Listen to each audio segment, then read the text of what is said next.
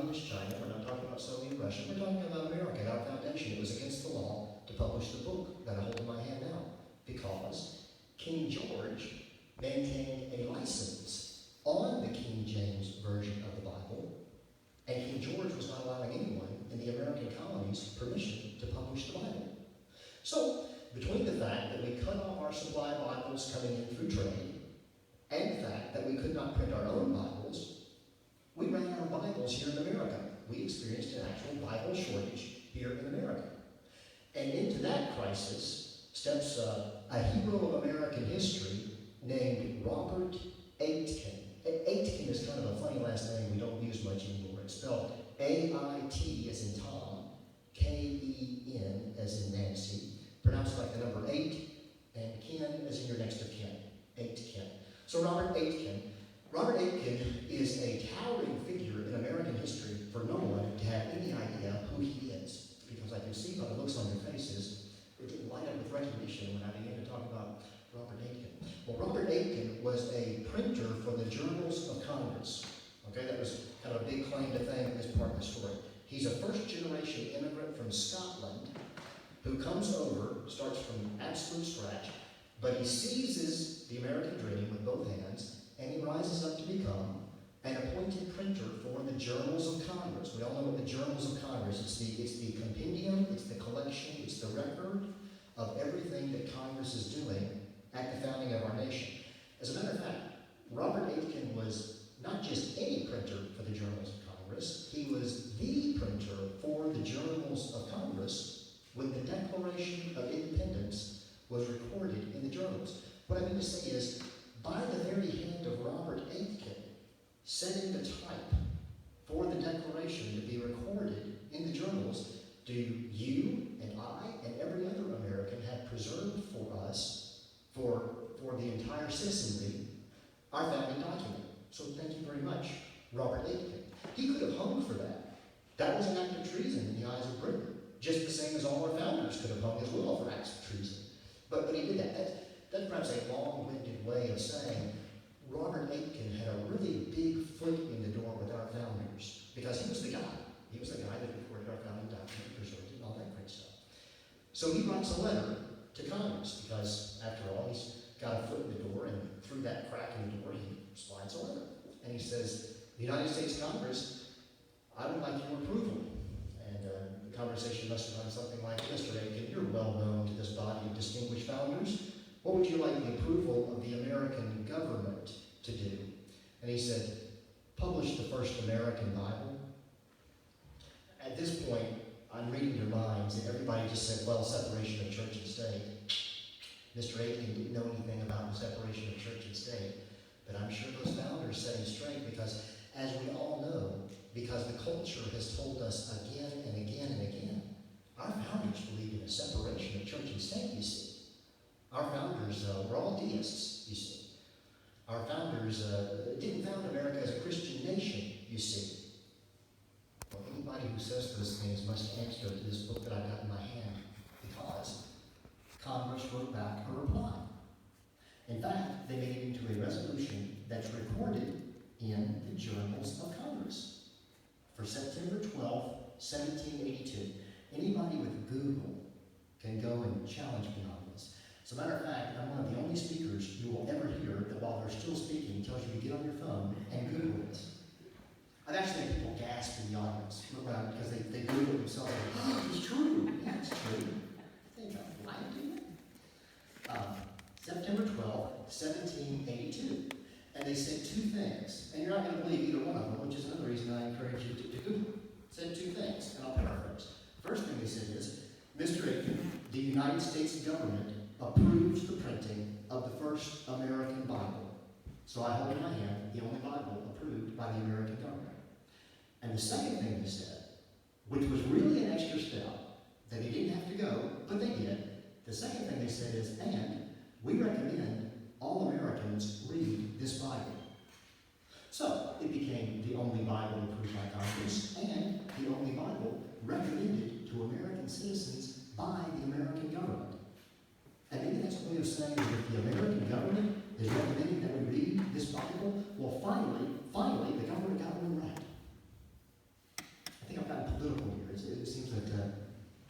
Seems like I've stepped on a few toes. I'm teasing.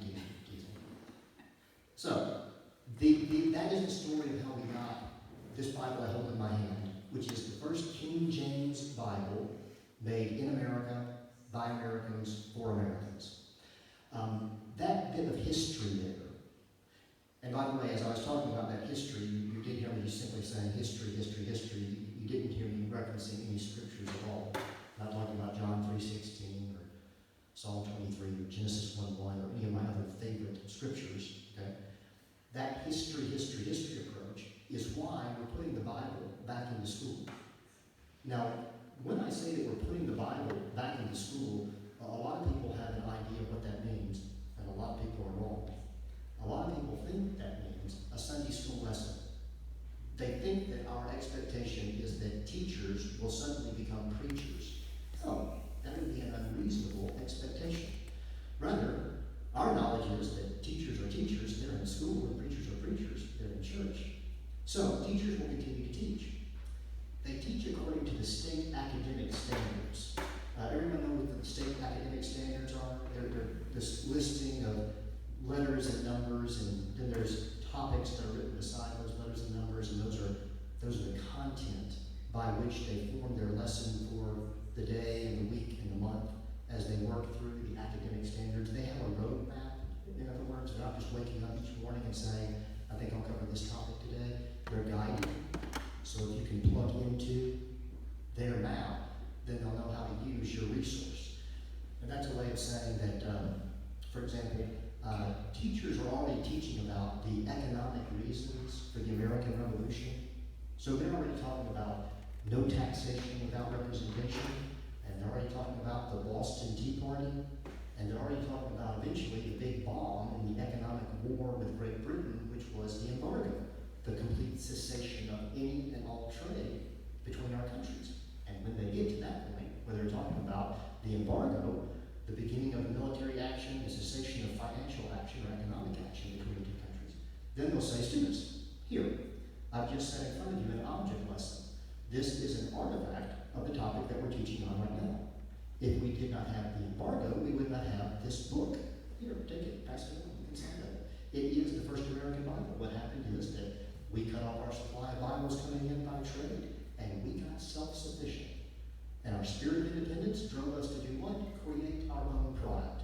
And we created our own Bibles. And here is an authentic reproduction of that Bible. So again, you hear me talking about a secular, historical approach.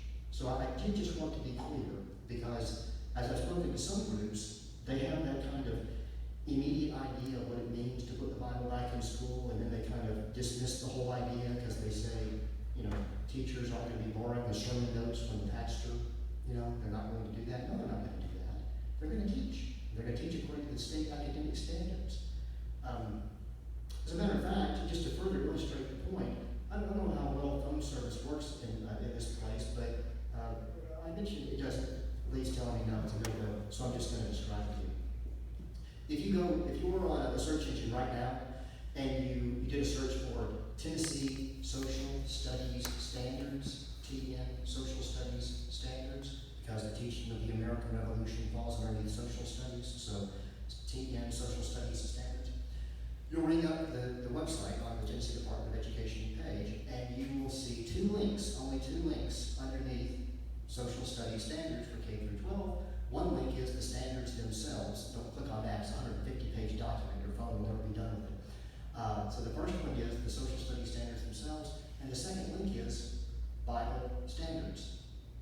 On the Tennessee Department of Education website, the second link is Bible Standards, because over a decade ago, I don't want to present that I'm blazing some new trail here, okay? Over a decade ago, the Tennessee Department of Education set up a class which deals with the Bible from the historic and literary avenues. So, using this book in a very similar vein of the historical or the literary is a very natural thing for them, not only for the state of Tennessee, but for other states as well. In fact, for nearly all other states, just because we're starting with Tennessee and putting the Bible back in schools doesn't mean we're stopping with Tennessee. We have a grand vision of doing what we're doing here in Tennessee in all 50 states. So you get the point that the expectation is that they're going to they're already teaching by. We're not adding anything to their plate. This is exactly the same idea that when they talk about the Declaration of Independence, they pull out their poster of the Declaration of Independence as an object lesson, so the students can take the mental idea of the Declaration and make that idea more concrete as they actually hold a physical object, the poster of the Declaration, in their hands, or whether it's the Constitution or the Bill of Rights or whatever. These object lessons is what I'm talking about as a resource tool, as a teaching aid, just to help them to communicate the topics that they're already teaching on according to the state academic standards. There are about five secular historical topics. It's the embargo, the economy, Congress, culture, and immigration. I mentioned that Robert Aitken was a first-generation immigrant from Scotland. Well, his story is a great story to make more personal the topic of immigration into colonial America, especially when the teacher says, here's his life's work you can hold in your hand. Aitken, in terms of life's work, I'll just back up 1 second as I'm talking about this guy's story as an immigrant to America. In 1777, he actually gave America the first New Testament that we've published. So Aitken gives us in 1777 the first New Testament. Also, about that time, he's preserving the Declaration of Independence, the founding document. And then by 1782, he's publishing the first American Bible completely.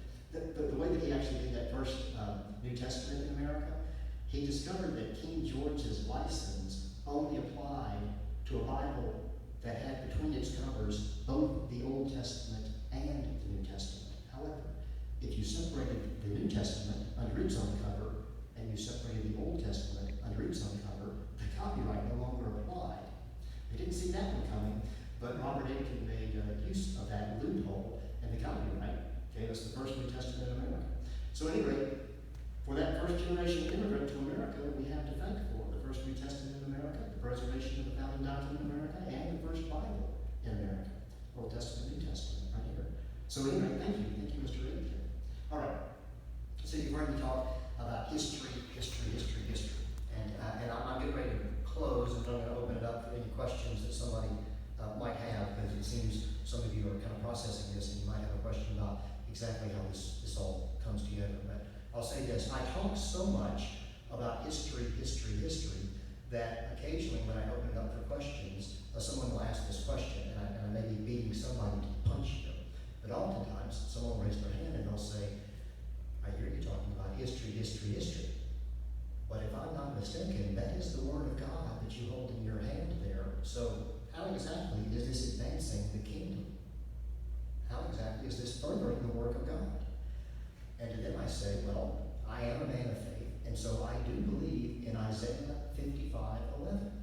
And what Isaiah 55:11 tells us is the Word will not return void.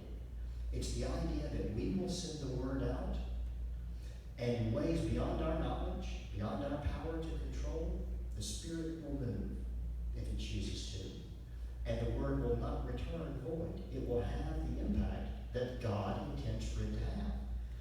So, I can imagine that as we put the Bible out into schools, that we will have people, teachers, students, whoever it may be, that crack open this book for an academic reason, but if the Spirit chooses, in a way beyond my knowledge, beyond my control, the person will find God on the pages of His Word. I mean, that's the story of Lee Strobel, for goodness sake, the guy who wrote The Case for Christ.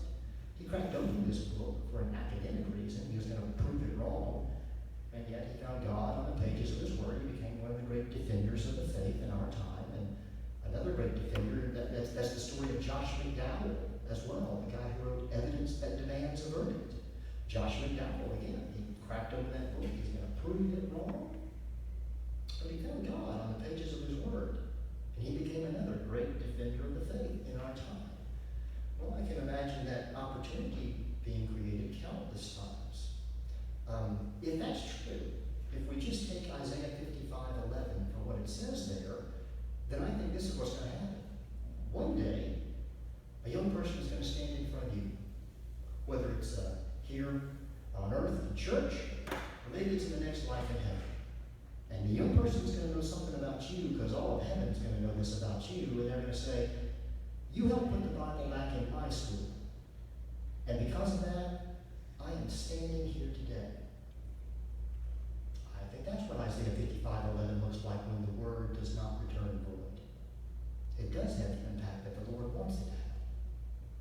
So then, you've heard both the historical approach as well as the spiritual approach with the First American Bible.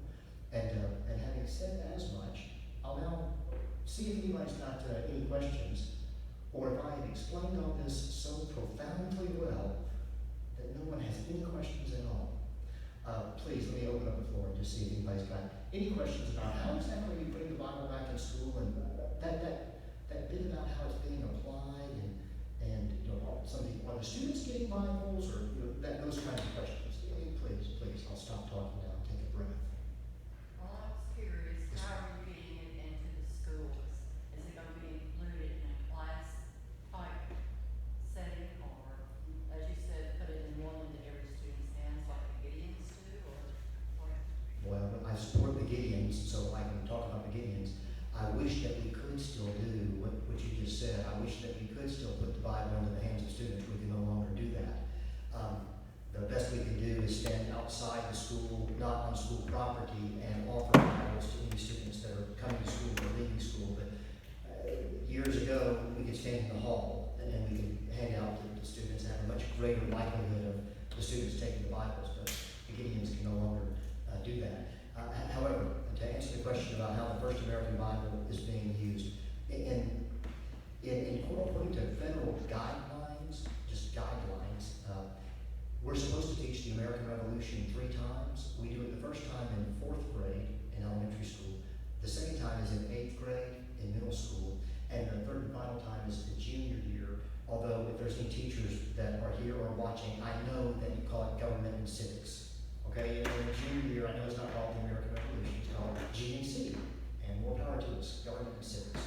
So, at any rate, government and civics is the third time we teach it. So, what we do is we send directly to the teacher, because this is a resource for the teachers. This is a resource for the teachers. And on the front of the Bible, they've got a card that's stuck to the front of this Bible. It's removable, but it's stuck there. So, the first thing they see is not what this book is. The first thing they see is card that tells them 3 things that it's Greek to us, but it provides the roadmap of how to use this book to the teachers. It tells them the state academic standards it connects to. It tells them the contents strands it connects to. And it tells them it fulfills the primary source directive. The primary source directive is just that the departments of education would like for teachers to use works that were written of the time they are teaching. So if they're talking about 1776, they're going to use the Declaration of Independence because it's a primary source and it was written at that time. This is 1782, so when they get to the end of the American Revolution, this is a primary source of that time. That's the primary source directive. So what they see is everything that makes sense to them. And not kidding, in about 30 seconds, they see the state academic standards, they see the content strands, and they see the primary source directive being fulfilled, and they know exactly what to do with it. When they get to the day where they're teaching standard 8.3, then they know that this is a resource that connects to 8.3. You know, or they get further along and they're now teaching on C.6. Well, that card told them, you know, when they get to C.6, this is another resource. They can again use this resource for C.6. So again, it sounds like Greek to us, but it makes sense and helps them to make sense of how to use it. So it's going directly to the teacher, teaching the American Revolution in 4th grade, then again in 8th grade, and then again the junior year, and it goes directly to the teachers. Although, to answer your question about students, we have had some schools that have been sponsored twice because they wanted to put a Bible into the hands of the teacher, but they also wanted one available for the students. So that if a student came up and said, Mrs. Smith, you know, I've never heard about the First American Bible. My dad would love to see that. You know, my pastor would love to see that. My youth pastor, my cousin, whoever it might be, would love to see that. Can I take it? Can I take it from the class? Well, the teacher will say, well, this is a classroom copy. We need to keep this resource here in the class, but you can go to the library because we've been sponsored. You can go to the library and you can check it out in the library, and you can take it home and you can show whoever you'd like to when you've got it checked out in the library. So yes, it's directly available to the teachers and then also to the libraries, and the students can go and check out their own copy of it. Thank you for asking that question. Any other questions? Yes, please. Do we have a sample reading? Can you read us? Sure. Yes, I can do that only by virtue of the fact that I brought God's elders with me here today. So I'm not in this pulpit alone. I one time had a gentleman that he kind of challenged me in front of the group that I was speaking to. He said, I've never heard of the First American Bible. He said, and you say it's King James. He said, well, I love King James. And so what I want you to do right now, before you go anywhere, when we're still standing in front of everyone, is I want you to open up to, let's say, John 3:16. It's a very well-known passage that we all know. And he said, I want you to read to me exactly the words on this King James Bible. That's the First American Bible, the only Bible approved by Congress. What? The only Bible recommended to Americans by the American government? What? I've never heard that story before. And so I want you to just right now, before you go anywhere, is to read from John 3:16. And at that time, actually, I had forgotten God's little helpers. There was a pastor that was standing next to me, and God had blessed him with good eyesight. And I said, Pastor, would you please read from John 3:16? So the pastor says, certainly. So he takes the Bible out of my hand, and I don't know if you've ever noticed this before, but have you ever noticed that when a pastor kind of has the spotlight on them, they can get kind of dramatic? You ever notice that one? No? It's just me? Okay. So this pastor says, yes, our reading today will come from John 3:16. John 3:16. And he begins to read. He says, and I'm reading right now. He says, for God so loved the world that he gave his only begotten Son. And about that time, every voice in the room joined in with us and finished it out, because it really is the King James, and said that whosoever believeth in him should not perish, but have everlasting life.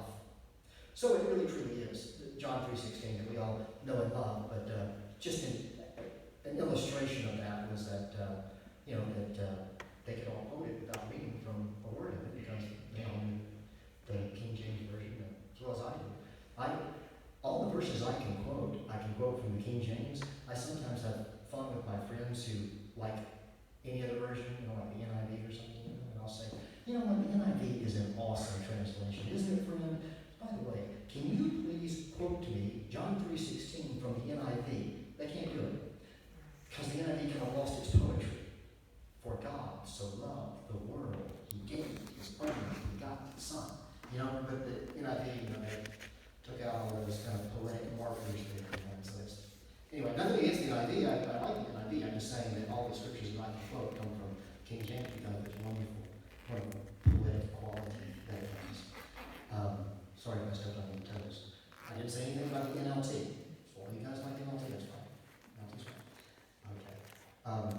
Any other questions that I might be able to joke through? Yeah. Many of us are in the Fernvale community. We've already donated some in the past.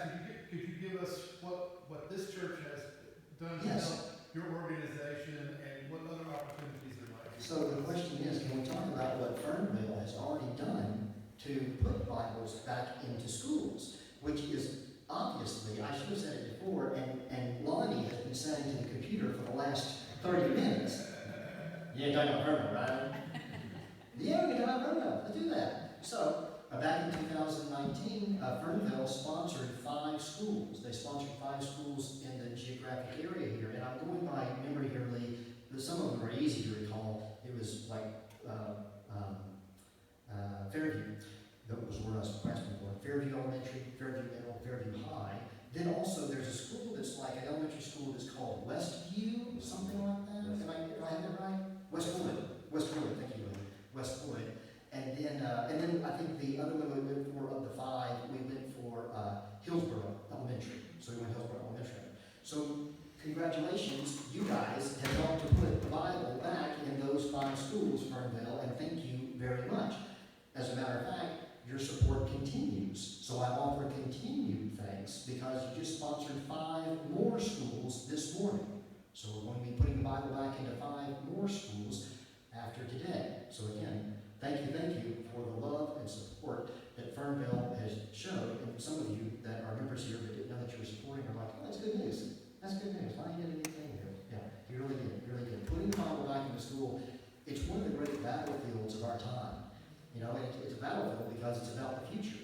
It's about whether we're going to continue to raise generations of Americans with little to no knowledge of the Bible's fundamental role in the founding of the nation.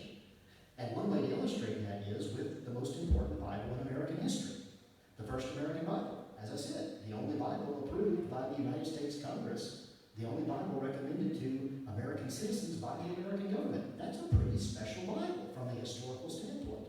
So, at any rate, thank you. Thank you again for your past support and continued support of the American Bible Project to put Bibles back into schools.